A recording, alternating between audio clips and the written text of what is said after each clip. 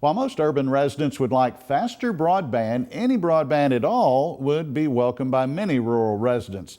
President Obama has proposed the Broadband USA program to put affordable, high-speed broadband into rural America. Some private companies who are already providing rural broadband service disagree with Mr. Obama's plan. One battleground for this fight is in the state of Iowa. Market to Market's David Miller reports. Hello, Cedar Falls.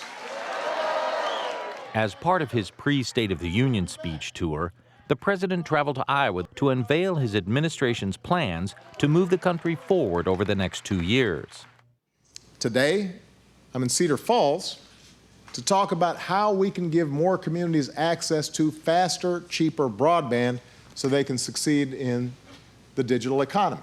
Today, high-speed broadband is not a luxury, it's a necessity. The main reason Obama chose Cedar Falls for the announcement was its status as one of the first places in the world where every one of its 40,000 citizens have broadband access at speeds nearly 100 times faster than the national average. The faster broadband speeds put Cedar Falls on par with much larger cities like Hong Kong and Paris. So today, Cedar Falls is Iowa's first gigabit city.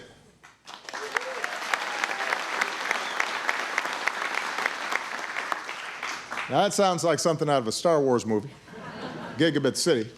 Here's what it means. Your network is as fast as some of the best networks in the world. There's Hong Kong, Tokyo, Paris, Cedar Falls. Right? That's the company you're keeping. The president went on to say that cyber growth in the U.S. had already been spurred on by the investment of almost $5 billion taken from the nearly 6-year-old Economic Recovery Act used to slow the Great Recession.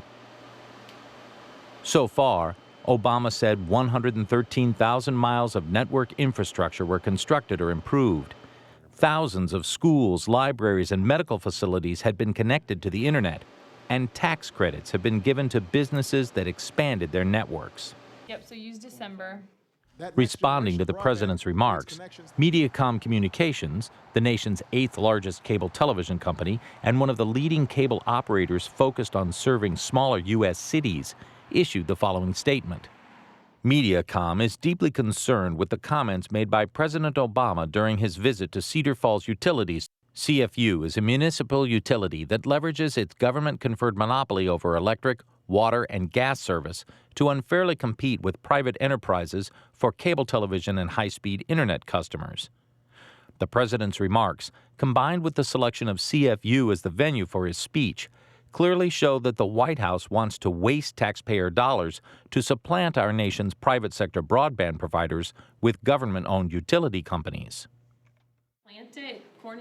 According to federal government numbers, 98% of Americans have access to basic broadband internet, but the future will require faster speeds and advanced delivery systems that will likely cost billions to put in place. A new White House report says that while 94% of Americans living in urban areas can purchase an internet connection of 25 megabits per second, only 51% of those in rural areas have access to the same internet speeds.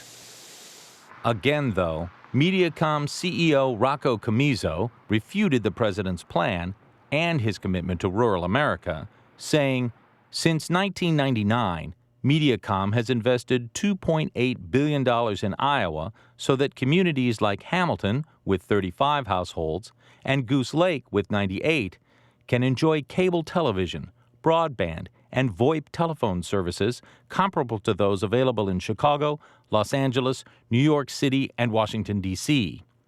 I believe that Mediacom has invested more money in Iowa than any other private company over the last 15 years, and I am proud that not one dime of that investment has come from the government or taxpayers. And if folks do have good, fast internet, chances are they only got one provider to pick from. As a way to boot up his idea, the president called on the Federal Communications Commission to remove barriers keeping local communities from expanding broadband. Obama wants to build on the billions in cyber funds already invested through the Recovery Act with the creation of a new program called Broadband USA. Administered by the Commerce Department, the Technical Assistance Plan will help guide communities through the ins and outs of constructing high-speed internet infrastructure.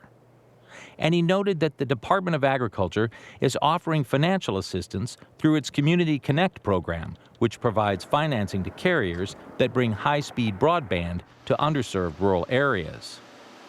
But we pulled together, we worked together, we relied on each other, we believed in each other, and we figured it out.